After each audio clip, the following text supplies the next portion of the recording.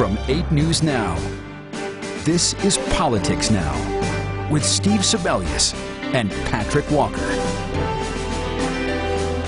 The lawmakers finished the state's business with just seconds to spare Monday night. Thanks for joining us. I'm Steve Sebelius. And I'm Patrick Walker. A number of bills were heard in the final hours of the session, with education funding dominating the conversation all throughout the last day. Here's my wrap-up from Carson City.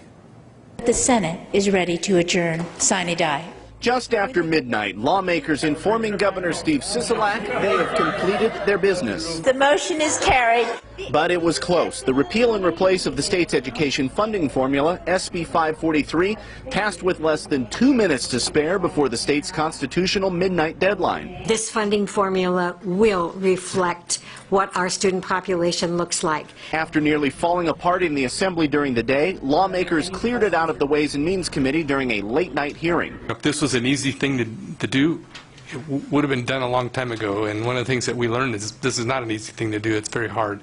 Amid questions over whether or not extending an expiring tax needs a 2/3 majority, an extension of the payroll tax passed along party lines, bringing a $53 million boost in classroom funding to Clark County, along with other funding for school safety initiatives and opportunity scholarships. I'm hopeful that we are going to be able to see those raises come to fruition. We're, of course, working together to make that a reality because our teachers deserve that. Democrats had hoped to get at least one Republican vote, and after that failed during an initial floor vote, Democrats amended the bill to erase a signature but unfunded Republican program from state law. They gave me the carrot.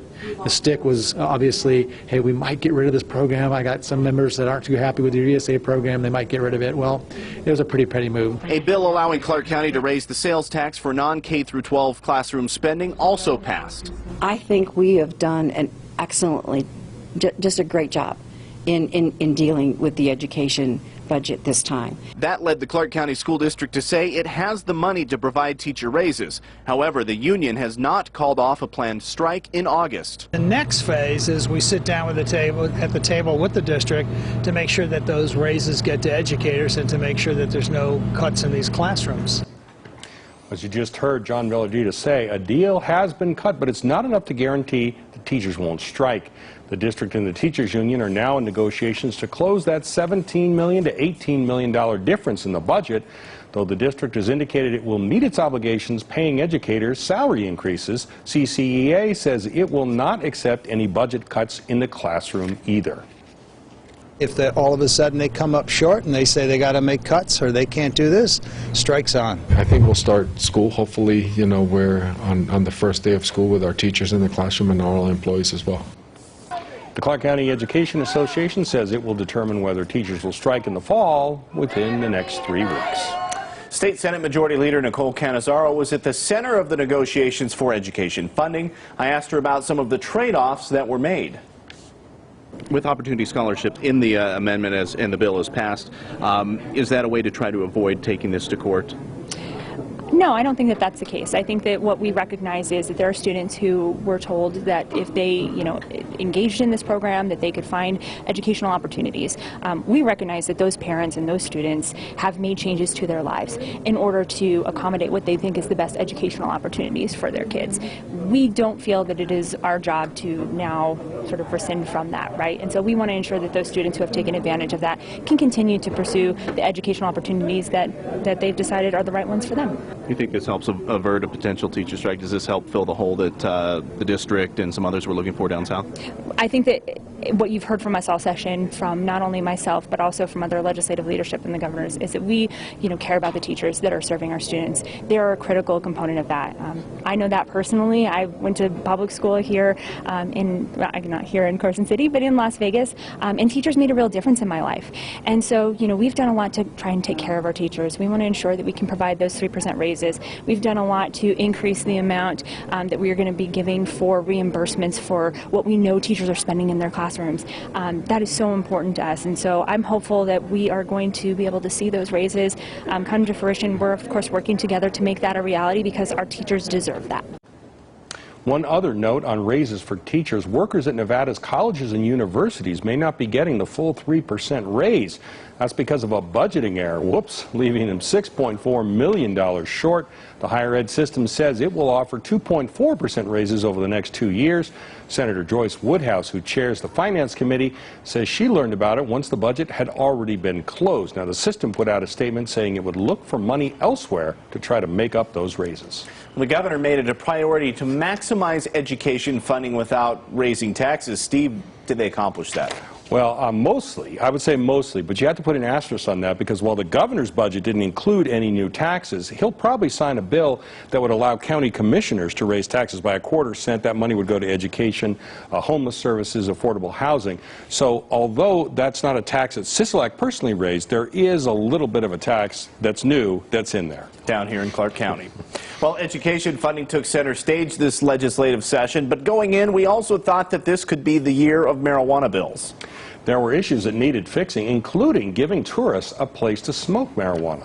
Many of those were tackled in the big omnibus bill that helped create the Cannabis Compliance Board. That's the regulatory agency that Governor Steve Sisolak is modeling on the Gaming Control Board. But although that bill originally would have allowed the new board to accept applications for marijuana consumption lounges, that language is removed at the behest of the state's casino industry, and the law now prohibits local governments from approving lounges too. The city of Las Vegas had passed them and started the approval process, but now that is going to be on hold. Well, Governor Sisolak gave a post-session press conference talking about some of the things that the first female majority legislature accomplished and his overall feelings about this session. We crack down on companies that knowingly are paying women less than they pay men to do the same work, and providing equal pay protection for those individuals.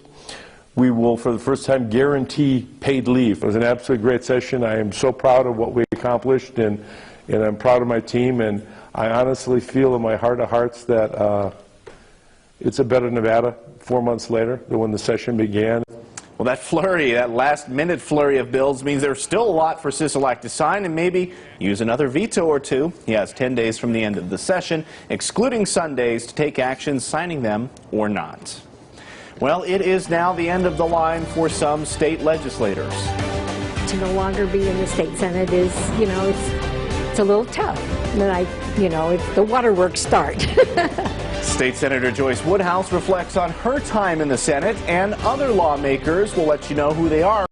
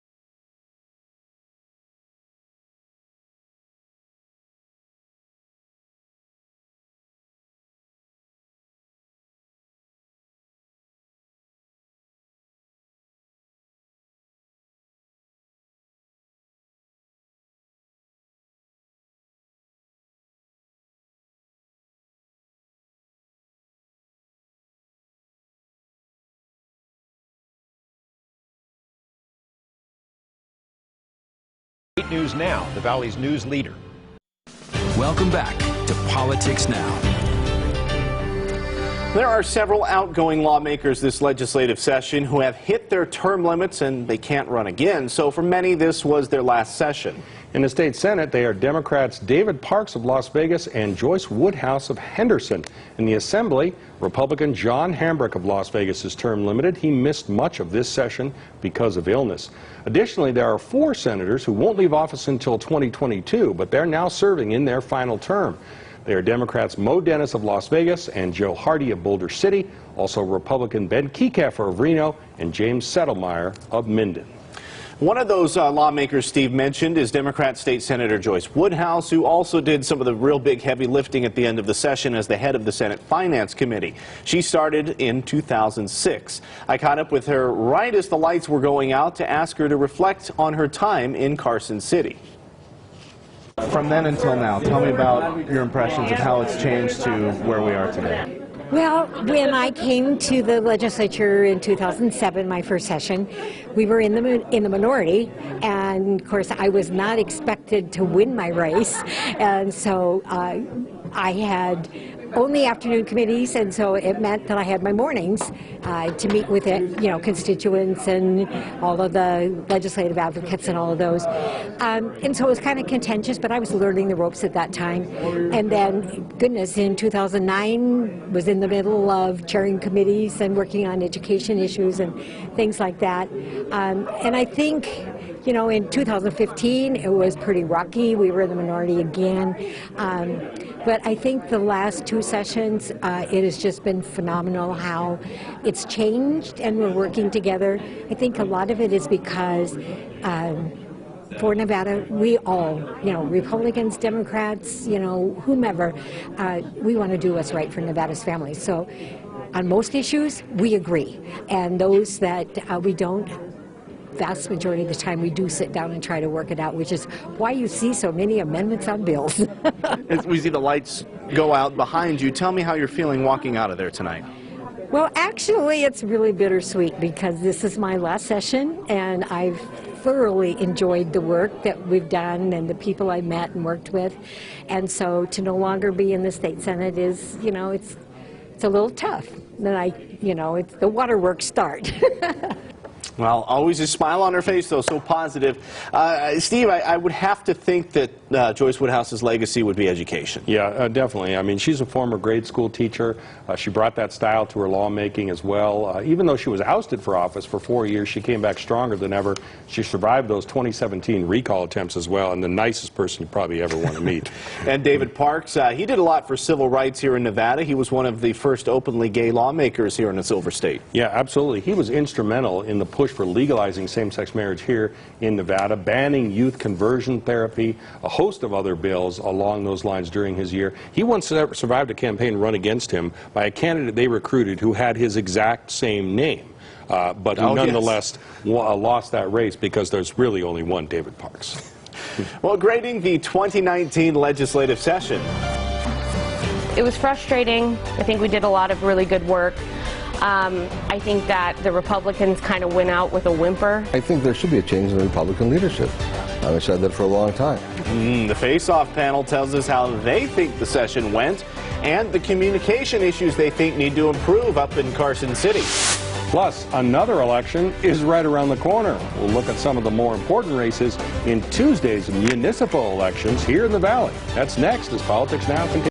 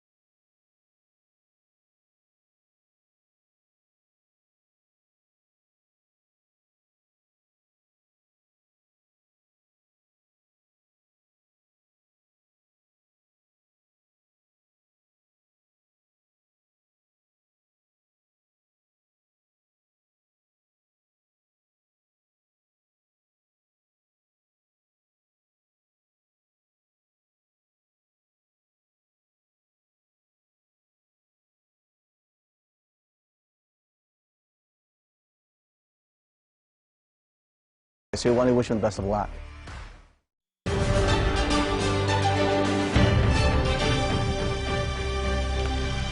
So how do both sides of the aisle think the legislative session went? We asked our face-off panel. Here's KXNT radio host Alan Stock from the right and Battleborn Progress Executive Director Annette Magnus from the left. I think overall, just give me a ranking on the session, how it went now that we've seen what's gone through. It was a frustrating session. And look, as a progressive, we got a lot of really good things that I'm very happy about. A lot of things that were good starts that we're going to have to come back and continue working on over and over and over again.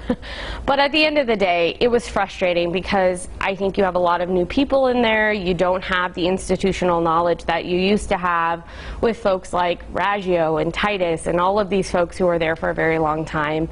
And you had the situation where halfway through session you had a new majority leader. She had never done this before.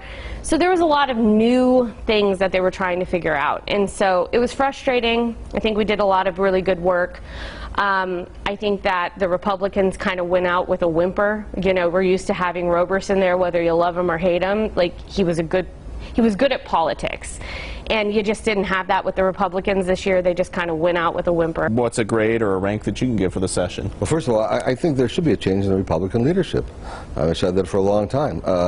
Republicans have got to realize that they need fresh blood. To the Democrats' credit, they have understood that, and they have gone through some changes in the last 4 years. The session itself, I'm going to give it a C all the way across the board. There are things I didn't like that came out of it. There are things that I'm glad did not come out of it.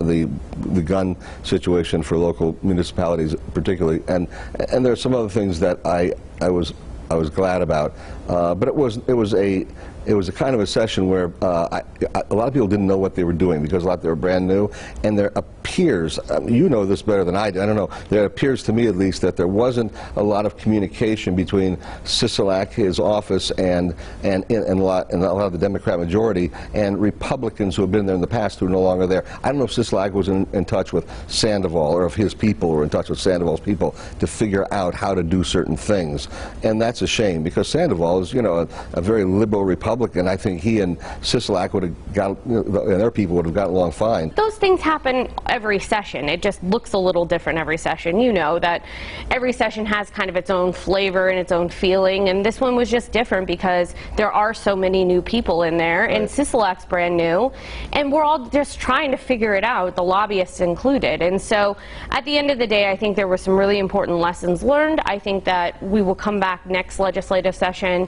There's going to be a lot on our plates next legislative session with redistricting, and so we're going to have to figure some things out, and by we, I mean all of us, Republicans, Democrats, lobbyists, legislators.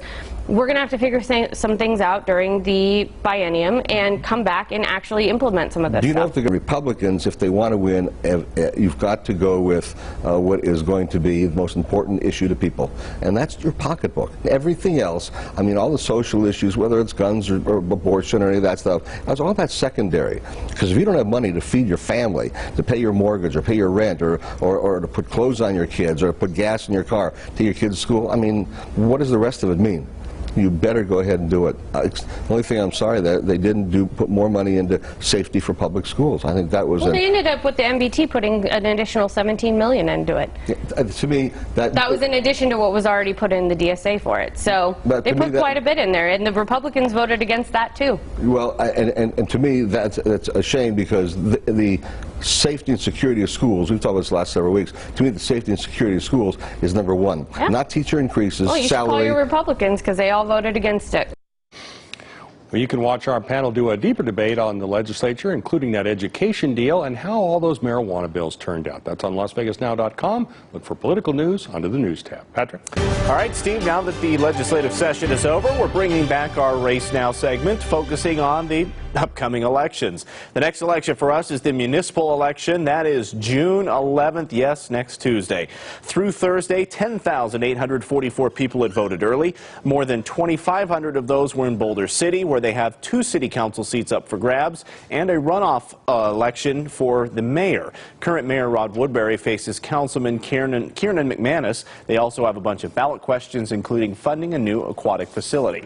In North Las Vegas Ward 4, incumbent Richard Churchio faces a challenge against Pete Shields in the general election. A candidate that was backed by Mayor John Lee finished 3rd and did not make the runoff. And the city of Las Vegas has several high-profile elections as well. There is a special election that will be on the ballot for the Ward 2 seat that was left open by Steve Soroka's sudden resignation from the council. That one features a host of candidates. In the Ward 3 seat, which disgraced former Congressman Ruben Kihuen ran for but did not make the runoff, that one features former Assemblywoman Olivia Diaz taking on Melissa Clary. And the Ward 1 seat features city employee Brian Knudsen versus Robin Munier, a top aide to outgoing Ward 1 Councilwoman Lois Tarkanian. Steve, is there any kind of a frontrunner that you can discern in the Ward 2 special election? Well, if we follow the money, I mean, according to campaign reports that were filed on 15th, former Assemblywoman Victoria Siemens in the lead. She's raised $80,000, followed by another former Assemblywoman, Valerie Reber. She's raised about $15,000. Democrat Hillary Gray, 3rd place. Took about $9,500 in. And although Gray did get an endorsement from the culinary union, so that'll help her a little bit. Yeah, that does carry some weight. All right, stay with us. Politics Now.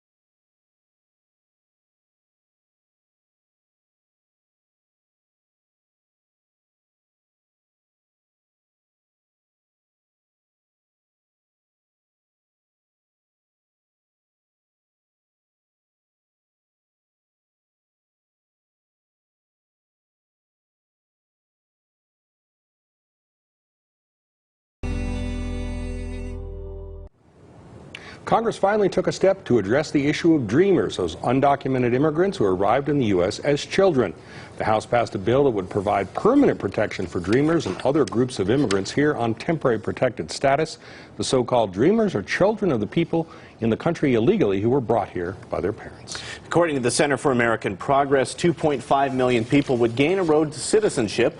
Nevada has about 13,000 DACA recipients and 6,300 TPS recipients who call the Silver State home. Nevada's delegation supported the Dream and Promise Act. So does it have a chance of going any further? I asked our Washington, D.C. correspondent Alexandra Limon about that. Is there a possibility that this moves through the Senate at all? Any appetite on that side of the Hill?